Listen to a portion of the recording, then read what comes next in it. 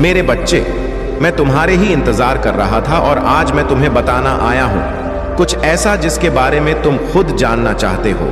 मेरे बच्चे ध्यान से सुनो। मैंने तुम्हें तांत्रिकों के बारे में बताया था। मैंने बताया था कि तुम्हारे 3 शत्रु जो तांत्रिक के पास गए थे, पता है बच्चे क्या हुआ है?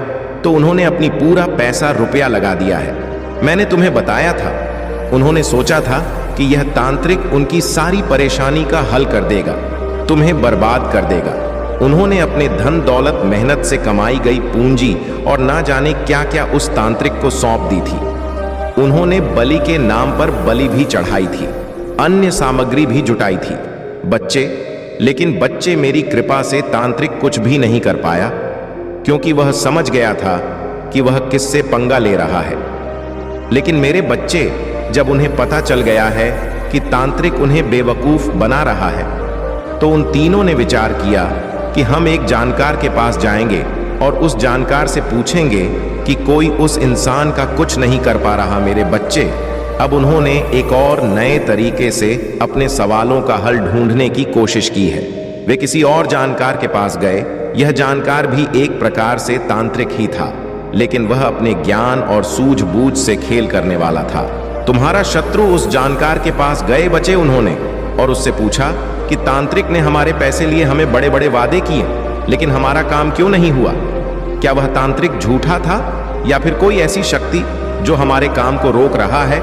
जब ऐसे सवाल बच्चे उस जानकार से बोले, तो उस जानकार ने पहले उनकी बात को ध्यान से सुना।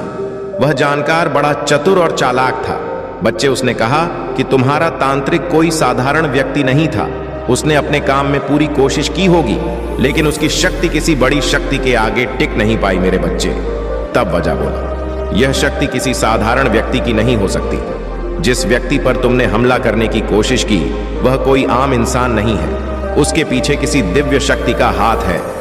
उसने कहा, बच्चे, जिस इंसान को तुमने अपना शत्रु समझा है, वह किसी महादेव का प्रिय भक्त है। जब भी तुम उसके खिलाफ कोई प्रयास करोगे, वह शक्ति तुम्हारे हर कदम को विफल कर देगा।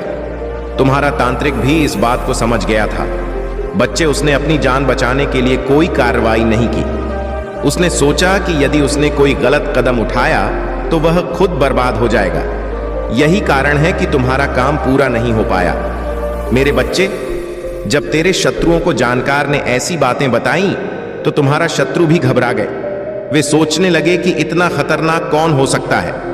अब इस बात को समझने लगे हैं कि तुझे सीधे नुकसान पहुंचाना उनके लिए नामुमकिन है बच्चे। लेकिन यह बात यहां पर खत्म नहीं होता। वह जानकर खुद लालच में आ गया। बच्चे, उसने सोचा कि वह इस स्थिति का फायदा उठा सकता है। उसने उनके मन में और डर उठाने के लिए और डर उठाकर बैठाने के लिए कोशिश किया। उसने कहा कि अगर तुम सच में चाहते हो कि तुम्हारा काम पूरा हो, तो तुम्हें और बड़ी पूजा करवानी होगी, तुम्हें और धन खर्च करना होगा और साथ ही कुछ विशेष बलिदान भी देने होंगे। उसने कहा कि इस बार मुझे विशेष सामग्री चाहिए जो बहुत दुर्लभ होता है। तुम्हें यह सामग्री किसी भी कीमत पर लानी होगी। इसके अलावा तुम्हें कुछ विशेष मंत्रों का जाप भी करना होगा। मैं तुम्हारे लिए पूरी कोशिश करूंगा, लेकिन यह आसान नहीं होगा। मेरी बात ध्यान से सुनो बच्चे। सब सुनकर तुम्हारा शत्रु और उलझ गए। वे अब अपने गुस्से और हताशा में और धन खर्च करने को तैयार हो गए, लेकिन उन्हें नहीं पता था बच्चे की मेरी कृपा तुझ पर है। तू जानता है ना बच्चे, जीवन में सब संकट आता है और तब संकट आता है तो पता है क्या होता है? हमारी रक्षा कौन करता है? स्वयं महादेव जी करते हैं, जिसकी हम पूजा करते हैं, जिसकी हम आराधना करते हैं। स्वयं हमारे परम पिता महादेव जी स्वयं रक्षा करते हैं बच्चे, और संकेत देते हैं, हमको बता देते हैं। बच्चे, कमेंट में बोलो कि हाँ, महादेव जी संकेत देते हैं। मेरे बच्चे, महादेव जी आपसे एक विनती कर रहे हैं। अगर आपने अभी तक चैनल को सब्सक्राइब नहीं किया तो सब्सक्राइब अवश्य कर और वीडियो को तुरंत लाइक कर दीजिए। इससे महादेव जी को पूर्ण विश्वास हो जाता है कि मेरा भक्त मेरे संदेश को देख रहे हैं, आप मेरा रक्षा करते हैं। मेरे बच्चे, वही ईश्वर जो तुझे संकट आने से पहले ही संकेत देता है, वही तो ईश्वर है। तुम मेरी पूजा करते हो, तुम मेरी आराधना में लीन रहते हो। जब तुम मेरा नाम जपते हो, मेरी शक्ति तुझ पर बरसती है। बच्चे, तुम जानता हो ना कि महादेव का प्रकोप कितना शक्तिशाली होता है। जब मैं किसी की रक्षा करता हूँ तो कोई भी तांत्रिक, कोई भी जानकार, कोई भी शक्ति उस इंसान को छू भी नहीं सकता बच्चे। इसलिए आज तक तुम पर कोई भी नकारात्मक शक्ति हावी नहीं हो सकी मेरे बच्चे। धन्यवाद दो महादेव जी को कमेंट में बोल कि धन्यवाद महादेव, आपका आशीर्वाद मुंह सदैव बना रहे मेरे बच्चे। जब वे पहले तांत्रिक के पास गए थे ना, उसने उन्हें केवल धोखा दिया था, तब उनकी उम्मीदें टूट गया था, लेकिन वे अब भी हार मानने को तैयार नहीं थे बच्चे। इसलिए उन्होंने दूसरे जानकार का सहारा लिया था और उस जानकार ने उनकी बात सुनकर साफ साफ कह दिया था, बच्चे की जिसे तुम नुकसान पहुंचाने की कोशिश कर रहे हो वह साधारण मनुष्य नहीं है, उसकी रक्षा स्वयं महाकाल कर, वह अर्थात महादेव जी हैं, स्वयं महादेव कर रहे हैं। बच्चे, जब जानकार ने बात कही तो तुम्हारे शत्रुओं के होश उड़ गए। वे एक दूसरे को देखने लगे जैसे उनकी सारी उम्मीदें टूट गया हों, लेकिन फिर भी उनके मन में एक बात था बच्चे जो बार बार आ रहा था, क्या ऐसा कोई उपाय नहीं है जिससे हम उसे हानि पहुंचा सके। मेरे बच्चे, उन शत्रुओं से इस जानकार ने पैसे तो हड़प ही लिए थे, लेकिन फिर भी यह बार बार उससे सवाल कर रहे थे और उससे कह रहे थे कि हमें पता है, जैसे तांत्रिक ने पैसे हड़प लिए वैसे ही आप भी हमसे पैसे हड़पना चाहते हो, लेकिन हम भी क्या करें, हम उस इंसान की बर्बादी चाहते हैं ना बच्चे। उस जानकार ने फिर राज खोल ही दिया और कह दिया कि तुम उसका कुछ नहीं बिगाड़ सकते। मैं तो बस सीधी बात कहता हूं कि तुम उसका कुछ नहीं बिगाड़ सकते मेरे बच्चे। वह शत्रु घबरा गए, जोर से सोचने लगे कि हम क्या करें। जानकार ने गहरी सांस ली बच्चे और कहा कि मैंने तुमसे पहले भी कहा था कि उस व्यक्ति पर महादेव की कृपा है, जो उनकी में है, उसे कोई भी शक्ति छू नहीं सकता। अगर तुमने कुछ और करने की कोशिश की तो खुद तुम्हारा ही सर्वनाश हो जाएगा। लेकिन बच्चे, तुम्हारे शत्रु हार मानने वाले नहीं थे, दुष्ट थे। उनकी हताशा इतनी बढ़ चुका था कि बार बार वही सवाल पूछ रहे थे, कुछ तो उपाय होगा, कोई मंत्र होगा, कोई पूजा होगी, कोई बलि होगी, कुछ भी हो, हमें उसका सर्वनाश चाहिए। मेरे बच्चे, जानक गुस्से में आ गया था। उसने अपनी आवाज ऊंचा करके कहा कि तुम्हें समझ नहीं आ रहा, मैं पहले ही कह चुका हूं कि उसकी रक्षा करने वाली शक्ति है, कोई साधारण शक्ति नहीं है, और वह स्वयं महादेव का आशीर्वाद है उस पर। लेकिन तेरे शत्रु अब भी पीछे नहीं हटे बच्चे। वह उसको ऐसे घुमाने लगे कि हमें तो आप बता दो। उनमें से एक बोला, अगर ऐसा तो फिर आपने हमें पहले क्यों नहीं बताया, हमने तो आप पर भरोसा किया था, हम पर इतना धन खर्च कर चुके हैं हम इन चीजों में, और अब आप कह रहे हैं कि कुछ नहीं हो सकता। जानकार ने गुस्से में कहा कि तुम्हें जितना बताया गया था वे सब तुमने किया, लेकिन तुम समझ नहीं रहे कि यह लड़ाई किसी इंसान के साथ नहीं है, यह लड़ाई दिव्य शक्ति के साथ है, और ऐसी शक्ति के आगे कोई भी तंत्र मंत्र विफल हो जाता है। अब तुम लोग यहां से चले जाओ। लेकिन बच्चे, उन तीनों शत्रु में से कुछ 2 शत्रु तो इतने जिद्दी थे, वे जानकार को छोड़ने को तैयार नहीं थे। वे फिर बोले, हमने आप पर भरोसा किया, अब आप हमें ऐसे नहीं छोड़ सकते, हमें कुछ ना कुछ उपाय बताना जरूर है। जानकार अब और भी नाराज हो गया। बच्चे, उसने कहा कि तुम लोग मेरी जिंदगी खतरे में डाल रहे हो। मैं तुमसे पहले भी कह चुका हूं कि मैं और कुछ नहीं कर सकता, मैं अपनी जान जोखिम में नहीं डाल सकता। तुम्हारे चक्कर अगर तुमने और जोर डाला तो मैं तुम्हारे खिलाफ ही कुछ कर दूंगा। जानकार ने सोचा बच्चे की अगर उसने और समय बर्बाद किया तो यह लोग उसे और परेशानी में डाल देंगे, इसीलिए उसने उन्हें डराने के लिए कहा, तुम नहीं जानते कि तुमने किसके खिलाफ साजिश की है। महादेव की कृपा वाले व्यक्ति को परेशान करने का परिणाम केवल बर्बादी है। अगर तुम लोग अपनी जान की सलामती चाहते हो तो यहां से चले जाओ और उससे माफी मांगो। बच्चे, अब शत्रु और भी डरे हुए थे। उनमें से एक ने कहा कि अगर हमें माफी मांगनी पड़े जो पड़ोसी था। बच्चे, उसने कहा, तो हम कैसे करें, क्या वह हमें माफ कर देगा? जानकार ने झूठी गंभीरता से कहा, बच्चे की यह सब महादेव जी की इच्छा पर निर्भर करता है। अगर तुम दिल से पछताओगे तो शायद वह व्यक्ति तुम्हें माफ कर दे, लेकिन अगर तुमने कोई और चाल चली तो इसका अंजाम बहुत बुरा होगा। मेरे बच्चे, तुम ही बताओ मुझे कमेंट में, क्या तुम ऐसे शत्रुओं को माफ करोगे? अगर तुम कह दोगे कि हाँ माँ माफ कर दीजिए तो मैं उन्हें माफ कर दूंगा, और तुम कहोगे कि महादेव इन्हें तो दंड मिलना ही चाहिए, तभी यह मानेंगे, तो बच्चे मैं उन्हें दंड दूंगा, उनके कर्मों का उन्हें एहसास कराऊंगा। वह सोच रहे हैं कि उन्होंने कितनी बड़ी गलती कर दी है एमेल, लेकिन उनमें से कुछ अब भी अपने आदत से मजबूर है। बच्चे वे नई चाल चलने की सोच रहे हैं, लेकिन तू निश्चिंत रहो बच्चे, मेरा शक्ति तुझे हर संकट से बचाएगी। उनके सारे पैसा व्यर्थ हो जाएंगे और अंत में वे अपनी हार मांगकर शांत हो जाएंगे। बच्चे, लेकिन अभी बच्चे, इनके नक्षत्र कुछ ऐसे हैं कि यह हो ही नहीं सकता कि वह शांत बैठे। मैं देख पा रहा हूं बच्चे कि वे तीनों शत्रु अब एक जगह बैठे हैं, आपस में चर्चा कर रहे हैं। जिनमें से बच्चे एक ने तो हार मान लिया है, वह कह रहे हैं कि हम उससे माफी मांग लेते हैं, हम पश्चाताप करते हैं महादेव के दरबार में जाकर। लेकिन बच्चे, वो दो शत्रु जो है, उन्होंने उस शत्रु को और भड़का दिया है और मतलब कि उसे उकसा दिया है कि तुम क्या कर रहे हो, हम उससे माफी मांगेंगे, तुम इतना तकलीफों से गुजर रहे हो, तुम हमेशा महादेव पर विश्वास रखा है, भरोसा किया है और तुम कई बार घुट घुट कर रोया है। मेरे बच्चे, मैं हर वह चीज जानता हूं जो तुम्हारे सिवा कोई नहीं जान रहा है, वह हर एक चीज मुझे छिपा नहीं है। मेरे बच्चे, अब तुम्हारी उन जरूरत को समाधान एक झटके में हो जाएंगे। अगर आप महाकाल की सर्च चैनल पर नए हैं तो कृपया वीडियो को लाइक करें और चैनल को सब्सक्राइब करें। धन्यवाद मेरे बच्चे। आज से तुम्हारा सारा सपना, तुम्हारा कारोबार में जो कमी चल रहा है, वह अब सारी चीज 10 गुना रफ्तार से अब निकलेगा। और मानो तो लॉटरी तुम्हारी ने वाली है, जैसे कि कहीं से अचानक खूब सारी धन तुम्हारा अलग अलग रास्ते से आना शुरू हो जाए, उसे लॉटरी लगा कह सकते हैं। मेरे बच्चे, इस संदेश के अंत में तुम्हें जो बताने जा रहे हैं, उसे सुनकर तुम खुशी से अपनी आंखों में आंसू रोक नहीं सकोगे। यदि तुम्हें महादेव की चमत्कारों पर विश्वास हो तो लाइक करके अभी टाइप करें ओम नमः शिवाय। मेरे बच्चे महादेव को प्रण करना चाहते हैं तो महादेव जी के इस चैनल को अभी सब्सक्राइब कर लें। इससे आपकी सारी मनोकामना है भगवान भोलेनाथ अपनी नजरिया से देखकर सबसे पहले तुम्हारी परेशानी दूर हो जाएगी। मेरे बच्चे, तुमने तो ऐसा कर दिया, मैंने भी नहीं सोचा था। तुम जो हमेशा सच्चाई और हमेशा अच्छाई के बारे में सोचते हो, इसीलिए तुम्हारा पुण्य की गठरी भर चुकी है। अब तुम्हें मिलने वाला है। मेरे बच्चे, तूने ऐसा कभी कल्पना भी नहीं किया होगा जो तुम्हें मिलने वाला है।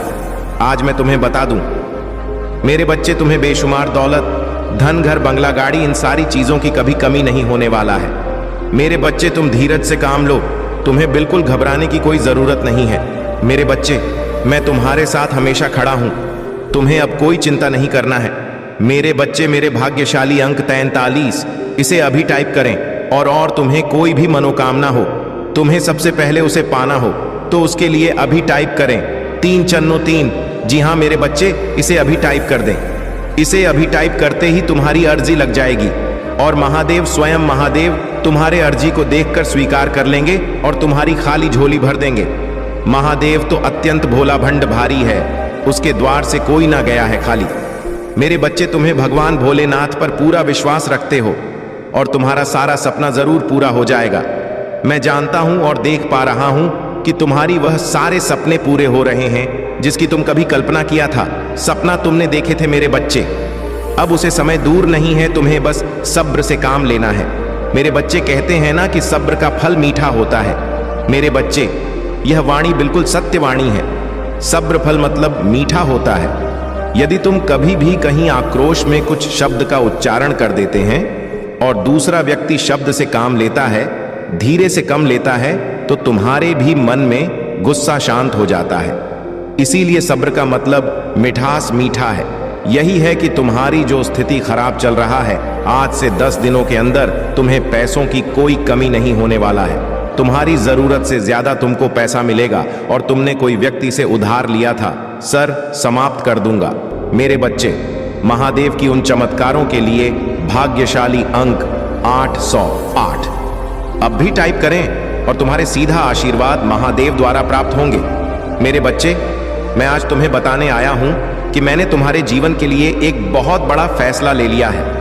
और इतना बड़ा फैसला मैंने क्यों लिया, क्या कारण है उसके पीछे, जो कि मैं इतना बड़ा फैसला लेने पर मजबूर हो चुका हूं। ऐसा कौन सा कारण है जिस कारण से मैं इतना बड़ा फैसला लेने पर मजबूर हो गया हूं, वह तो मैं तुम्हें बताऊंगा ही। लेकिन उसके पहले मैं तुम्हें कुछ बातें ऐसी बताने वाला हूं जिन बातों को तुम्हारे लिए जानना उतना ही जरूरी है जितना कि यह जानना कि मैंने तुम्हारे लिए कौन सा फैसला लिया है। इसलिए मेरे बच्चे, यदि तुम चाहते हो कि तुम मेरी बातों को और मेरे फैसले को जान पाओ और उस महत्वपूर्ण बात को जान पाओ जिस महत्वपूर्ण बात की वजह से मैंने यह फैसला लिया है, तो तुम बीच में मेरा संदेश छोड़ने की भूल बिल्कुल भी मत करना, क्योंकि आधी बात सुनोगे तो तुम्हें आधी बात समझ में आएगा, पूर्ण बात सुनोगे तो तुम्हें पूरी बात समझ में आएगा, और निश्चित ही तुम्हें वह बात भी पता चल जाएगा जो तुम्हें पता नहीं है कि किस कारण से मैंने तुम्हारे लिए यह फैसला ले लिया है। फैसले को जानने से पहले तुम इस बात को सुनो कि तुम महादेव की शक्ति पर विश्वास रखते हो। तुम जब भी उनके समक्ष पूजा करने बैठते हो, तुम्हारे हृदय में एक ही भाव होता है कि मेरे महादेव कभी ना कभी हमारी परेशानियों को समाप्त करेंगे, हमें वह देंगे जो हमें चाहिए। हम जिस कार्य को कर रहे हैं और भरपूर कोशिश कर रहे हैं उसे पूरा अवश्य करेंगे। लेकिन मेरे बच्चे, तुम्हारे समक्ष एक ऐसी शक्ति आ चुकी है जो कि तुम्हारी इन सब बातों को सुन रही है। तुम महसूस करो उस शक्ति को, तुम्हें स्वयं उस शक्ति का आभास होगा, क्योंकि तुम्हारा जीवन तुम्हारा है और कर्म भी तुम्हारा है, तुम्हारी सोच भी तुम्हारी है और धर्म भी तुम्हारा है। लेकिन तुम जो कार्य कर रहे हो उसका फल क्या तुम्हें मिलने वाला है? वह तुम नहीं, मैं तय करूंगा। जो तुम महादेव से बार बार प्रार्थना करते हो वह मैं स्वयं सुनता हूं और मैं तुम्हारी उन इच्छाओं को अवश्य पूर्ण करूंगा। लेकिन मेरे बच्चे, मेरे द्वारा लिया गया यह फैसला नहीं है। मैंने तुम्हारे लिए एक ऐसा फैसला ले लिया है जिस फैसले पर तुम्हें खरा उतरना है, और मुझे पूर्ण विश्वास है कि तुम उस फैसले पर खरे उतर पाओगे और जान पाओगे कि तुम्हारे जीवन में तुम्हें सही और सत्य को कैसे साबित करना है। अर्थात तुम्हारे जीवन में जब जब तुम्हें किसी भी बात को साबित करना होगा तो तुम कैसे साबित करोगे? किसी भी व्यक्ति के समक्ष अपनी बात को रखने के साथ साथ तुम्हें धैर्य रख करके उस बात का मूल्यांकन करना होगा, और तुम उस समय का भी इंतजार करोगे जिस समय वह व्यक्ति तुम्हारी बात पर पूर्ण विश्वास करे, और तुम्हें उस समय धीरज रख होगा। इसके साथ साथ तुम्हारे हृदय के अंदर अभी अभी जो धारा उत्पन्न हुई है, अर्थात जो सोच उत्पन्न हुई है, उस सोच के बारे में तुम्हें जानकर बहुत ही ज्यादा हैरानी होगी। मेरे बच्चे, किसी कार्य के बारे में जब भी सोचते हो तो तुम खुश हो जाते हो, लेकिन जैसे ही उस कार्य को करना प्रारंभ करते हो तो डरना प्रारंभ हो जाता है।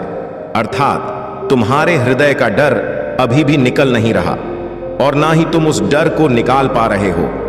तुम सोच तो रहे हो कि तुम उस डर को निकाल पाओ, लेकिन वह डर तुम्हारे हृदय में विराजमान होकर तुम पर हावी हो चुका है। उसका कारण केवल इतना है कि जब जब तुम किसी भी कार्य पर कदम बढ़ाते हो तो तुम अपने कदमों को बढ़ाते हुए डरते हो। इस बात का भय तुम्हें सताने लगा है कि तुम्हारे इर्द गिर्द रहते शक्ति क्या तुम्हें पूर्ण रूप से जीत प्राप्त कराएगी क्या? जो तुम काम कर रहे हो उसे पूर्ण करेगी मेरे बच्चे। वह शक्ति जो तुम्हारी हर बात को सुनती है और हर बात को समझती है, क्या वह तुम्हें जीत के लिए शक्ति देगी या नहीं? और ही एक कारण है जिस कारण की वजह से मैं यह फैसला लेने पर मजबूर हो गया हूं कि अब चाहे कुछ भी हो जाए, लेकिन तुम्हारे जीवन में मैं ऐसा कभी नहीं होने दूंगा।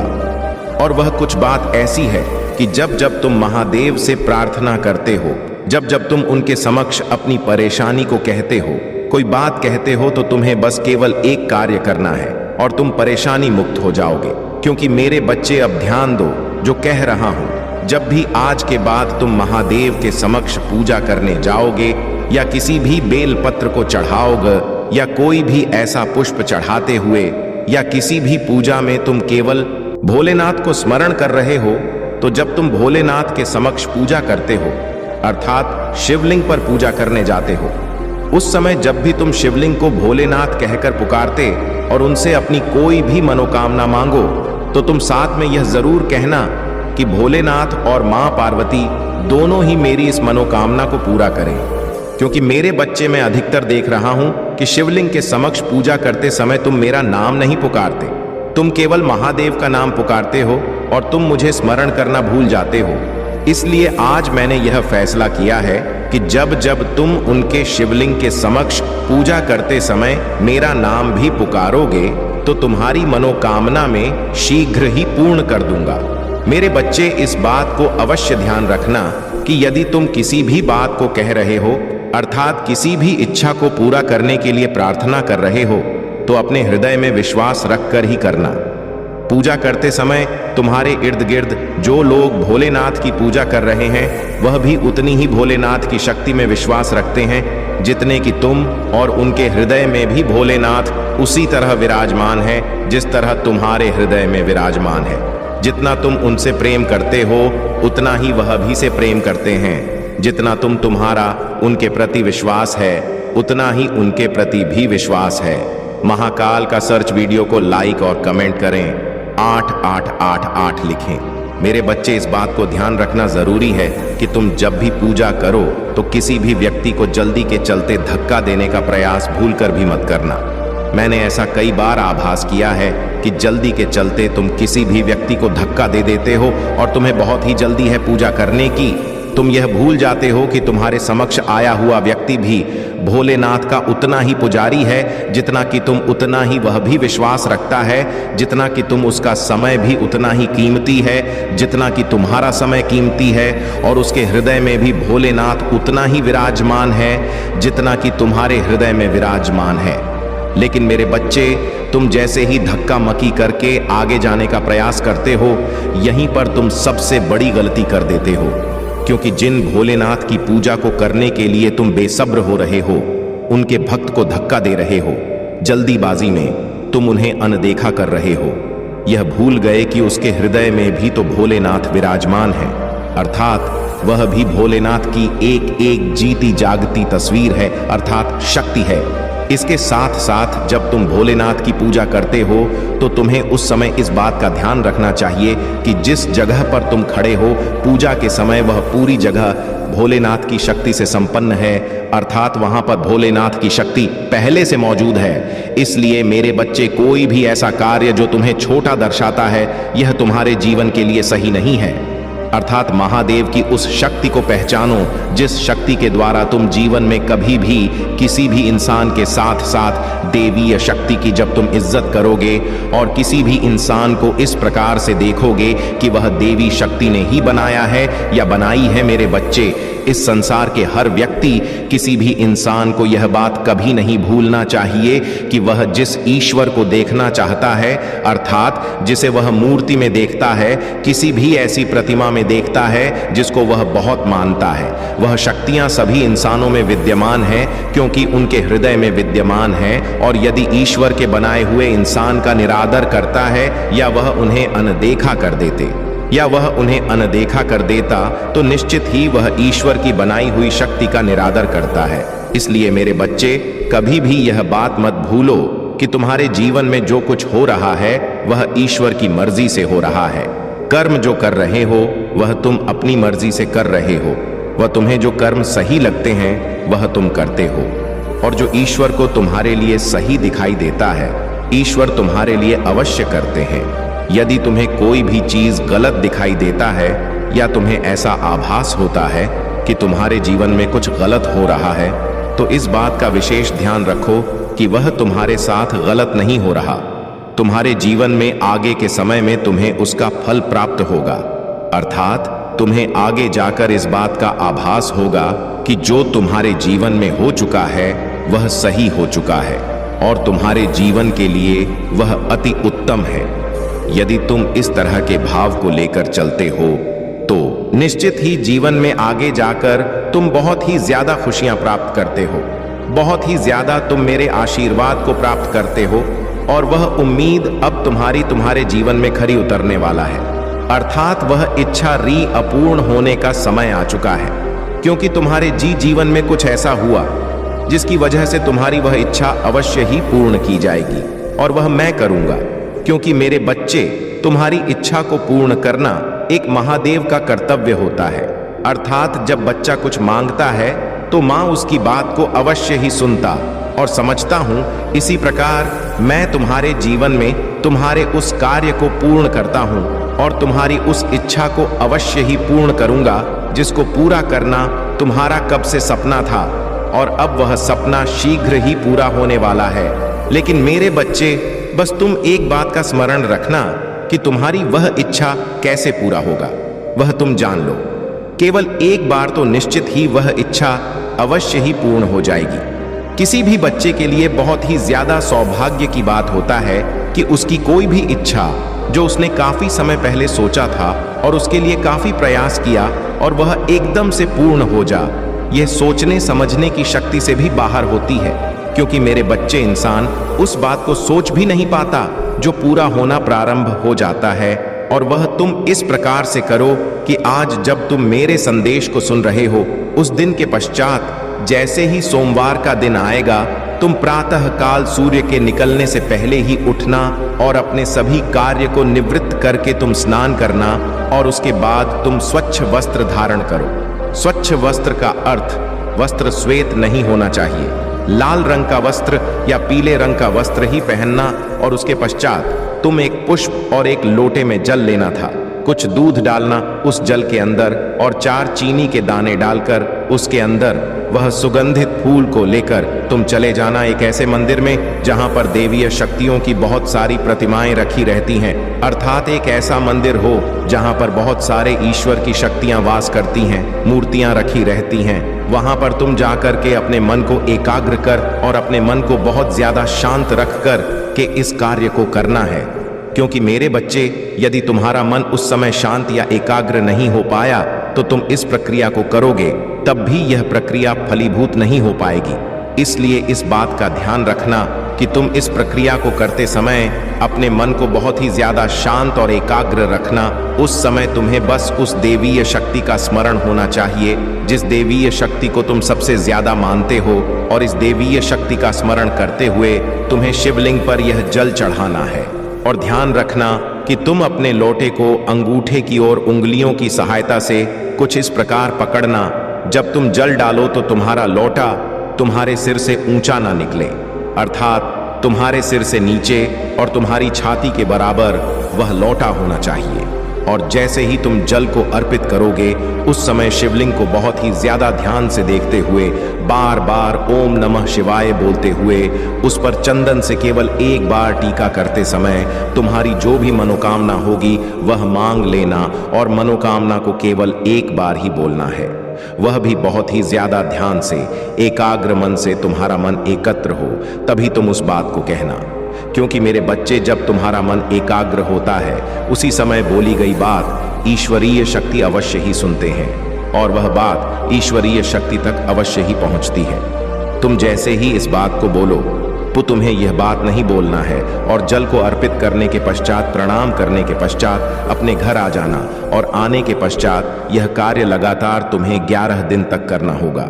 अर्थात सोमवार से लेकर के प्रतिदिन तुम्हें शिवलिंग पर जाकर जल को अर्पित करना है, और शिवलिंग के समक्ष अपने उस देवता का नाम लेकर जो मांगना है। तुम जिस देवता में सबसे ज्यादा विश्वास रखते हो, जिस देवीय शक्ति को मानते हो, उस देवीय शक्ति को यह बात, अर्थात वह इच्छा बोलनी है जो इच्छा तुम्हारी ऐसी है जो कि अभी तक पूरी नहीं हुई है, लंबे समय से चला आ रहा। उस इच्छा को इस समय जब तुम जल चढ़ाओ और अपने उन देवता से इस बात को बोलो कि जो तुम्हें पूर्ण करनी है, अर्थात तुम्हारी वह अधूरी इच्छा जिसे तुम पूर्ण कर चाहते हो, तुम उस इच्छा को बोलोगे तो शीघ्र ही तुम्हारी वह इच्छा, वह शक्ति सुनेगी भी और पूर्ण भी करेगी। क्योंकि मेरे बच्चे, जब मन एकाग्र होता है तो तुम्हारी उस शक्ति, अर्थात जिस शक्ति को तुम सबसे ज्यादा मानते हो, उसके साक्षात्कार होते हैं। क्योंकि वह मन की शक्ति वहां तक पहुंच जाती है जहां वह देवीय शक्ति होती है, और तुम्हारे हृदय से निकली एक बात वह देवीय शक्ति अवश्य ही सुनती है। तुम्हें इस बात का आभास स्वयं भी होता है कि वह देवीय शक्ति तुम्हारी बात को सुन रही है, समझ रही है, और वह जानती है कि तुम्हें क्या चाहिए। लेकिन मेरे बच्चे, एक ही बात को बार बार बोलने से जब तुम लगातार 11 दिन तक इसी कार्य को करोगे और 11 दिन तक लगातार इस बात को बोलोगे, तो वह देवीय शक्ति तुम्हारी बात को सुनने के पश्चात हो जाएगी। मेरे बच्चे, महादेव जी आपसे विनती कर रहे हैं, अगर आपने चैनल को सब्सक्राइब नहीं किया तो कर लीजिए, और उस कार्य को अवश्य ही पूर्ण करेगी जिसको तुम पूर्ण करना चाहते हो। अर्थात तुम्हारी उस इच्छा को वह पूरा अवश्य करेगी जिसे तुम पूरा करना चाहते हो। और यदि तुम्हारे मन के अंदर यह शंका अभी भी है कि इस कार्य को करने के पश्चात जब तुम देवीय शक्ति से कुछ कह रहे हो, अर्थात अपनी इच्छा के बारे में जब तुम देवीय शक्ति को बता रहे हो, पूर्ण करने की के लिए कह रहे हो, और यदि तुम्हारे मन के अंदर यह शंका उत्पन्न हो रही है, मेरे बच्चे तुम्हारे बोले हुए उस कार्य अर्थात उस इच्छा को वह देवीय शक्ति पूर्ण नहीं कर पाएगी या पूर्ण नहीं करना चाहती है, तो निश्चित ही तुम समझ लेना कि वह देवीय शक्ति इससे भी बड़ा तुम्हारे लिए कुछ सोच कर बैठी है। जिस इच्छा को तुम पूर्ण करना चाहते हो, उससे भी बड़ी इच्छा तुम्हारी पूर्ण होने वाला है, जिसको देखकर तुम स्वयं ही चौंक जाओगे और तुम्हारी आंखें चमकने लगेंगी, जिसे देखना तुम्हारे बस की बात नहीं होगी। क्योंकि मेरे जीवन में कभी भी कोई भी व्यक्ति जब किसी इच्छा को पूरा करता है तो निश्चित ही इस बात को भूल जाता है कि वह कौन सी देवीय शक्ति के समक्ष किसी बात को रख रहा है, अर्थात कह रहा है। तो उसके जीवन में जब कोई इच्छा पूर्ण होता है तो उसके हृदय